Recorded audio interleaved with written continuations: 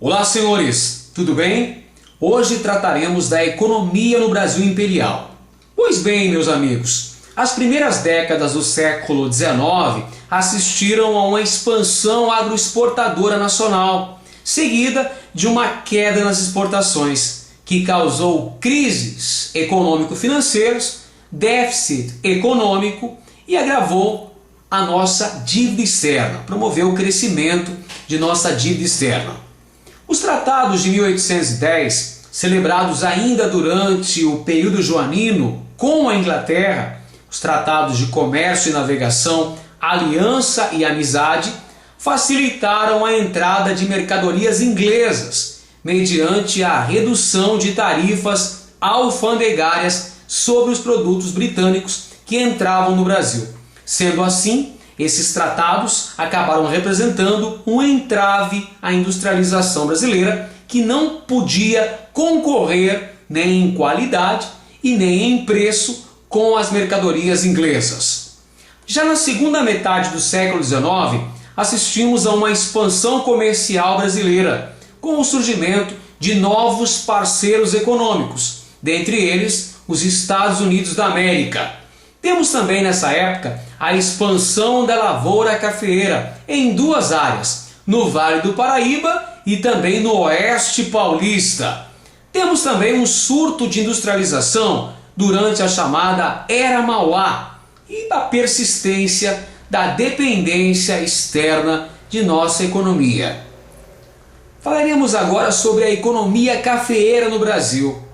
Ao final do século XVIII, ocorre o crescimento da produção, a produção em escala comercial do café, fruto do aumento da demanda na Europa e nos Estados Unidos da América. O Rio de Janeiro temos o estabelecimento de grandes plantações, grandes lavouras de café, devido a condições geológicas e climáticas extremamente favoráveis. Temos, portanto, o estabelecimento de duas importantes áreas de cultivo de café no Brasil: o Vale do Paraíba, região fronteiriça do Rio de Janeiro e São Paulo, e o Oeste Paulista. O Vale do Paraíba predominou na produção cafeeira até meados do século XIX. No Vale do Paraíba tínhamos o estabelecimento da plantation cafeeira, ou seja, latifúndio, monocultura, trabalho escravo, com produção voltada para a exportação. No Vale do Paraíba, tivemos a utilização de técnicas de produção rudimentares. E lá também assistimos ao surgimento da figura política dos chamados barões do café, que eram grandes cafeicultores. Já no Oeste Paulista, por sua vez, assistimos a uma modernização da produção e uma diversificação econômica, na medida em que os cafeicultores do Oeste Paulista tinham outros empreendimentos também. Lá no Oeste Paulista foram empregadas técnicas sofisticadas de cultivo e a utilização de mão de obra livre de imigrantes, além de escravos negros. No Oeste Paulista temos então uma maior produtividade e melhor qualidade do produto. No Oeste Paulista, o escoamento da produção era feito através das ferrovias. Temos, portanto, a construção de muitas ferrovias ligando os cafezais do Oeste Paulista ao Porto de Santos, principal porto de exportação do café ao longo do século XIX e das primeiras décadas do século XX. Mas além do café, tínhamos outras importantes atividades econômicas do Brasil, como, por exemplo, a produção de borracha entre 1890 e 1910, na região amazônica. A borracha, que foi destaque na pauta das exportações brasileiras, contou com o trabalho da mão de obra nordestina. Os migrantes nordestinos, fugindo da fome, da miséria, da seca no Nordeste, adentraram a floresta amazônica trabalhando na extração do látex. Utilizava-se de métodos rudimentares e teve um período curto de apogeu, até 1910. Nós tivemos o surgimento de grandes e importantes cidades na região amazônica, com destaque para Belém do Pará e Manaus. Em Manaus ocorreu um grande crescimento urbanístico, tendo como símbolo principal a construção do imponente Teatro Amazonas. No entanto, o auge da borracha durou pouco, em razão da concorrência asiática, uma vez que os ingleses promoveram biopirataria, ou seja, eles levaram mudas da seringueira e as plantaram em suas colônias asiáticas, promovendo uma decadência total da produção de látex no Brasil.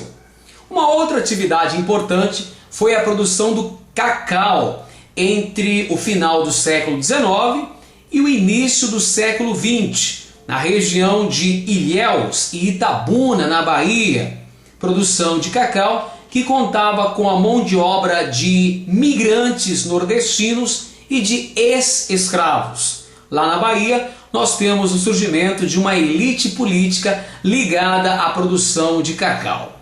Outros ramos importantes foram a agricultura de subsistência, a pecuária na região sul do Brasil e a produção de açúcar e algodão na região nordeste brasileira.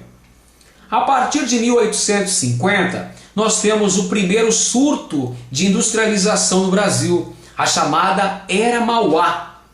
A Era Mauá, ligada ao nome do principal empresário do Império Brasileiro, Irineu Evangelista de Souza, o barão e depois visconde de Mauá, teve condições propícias para acontecer. A decretação da Tarifa Alves Branco de 1844, a extinção do tráfico negreiro com a decretação da Lei Eusébio de Queiroz pelo Parlamento Brasileiro em 1850 e a ação pioneira de Barão de Mauá, de Irineu Evangelista de Souza.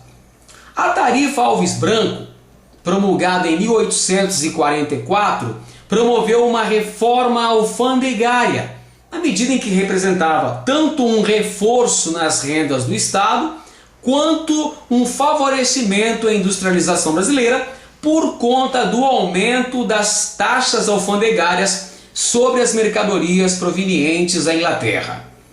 O Barão de Mauá se constituiu no maior empresário do século XIX. Pode-se dizer que era a pessoa mais rica do Brasil, que era mais rico inclusive do que o próprio imperador Dom Pedro II.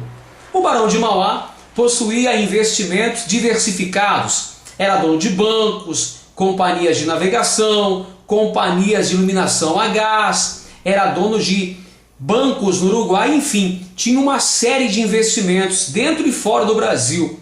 No entanto, o Barão de Mauá, que promoveu um incentivo à industrialização brasileira e à construção de ferrovias no país, construiu o primeiro cabo telefônico ligando a Europa ao Brasil, sofreu grandes boicotes por parte do governo imperial e uma feroz oposição da elite agrária, inclusive no parlamento brasileiro. Por conta de contar com um mercado interno extremamente reduzido, o Barão de Mauá acabou vendo uma grande parte de suas empresas indo à falência. Pois bem, senhores, essas são as principais características da economia no Brasil imperial. Um grande abraço a todos e até a próxima videoaula.